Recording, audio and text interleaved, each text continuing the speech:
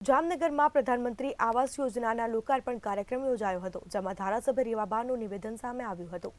રિપોર્ટો દ્વારા પરિવાર વિખવાદને લઈને પ્રશ્ન પૂછતા ધારાસભ્ય ભડક્યા હતા અને જણાવ્યું હતું કે અહીં હું કાંઈ કહેવા માંગતી નથી, અંગત મળશું ત્યારે વાત કરીશું। હાલ જે કાર્યક્રમ છે તેના મુદ્દે જ વાત કરીએ તો સારું। તાજેતરમાં ધારાસભ્ય રીવાબાના સસરાએ રવિન્દ્ર જાડેજા અને રીવાબા અંગે ટિપ્પણી કરી હતી। ક્રિકેટર રવિન્દ્ર જાડેજાના પરિવારનો વિવાદ હાલ ચર્ચાનું કેન્દ્ર બન્યું છે। આજનો આ માહોલ આપણે શેના માટે એકત્રિત થયા છીએ એના માટે આપ મને વ્યક્તિગત સંપર્ક કરી શકો છો।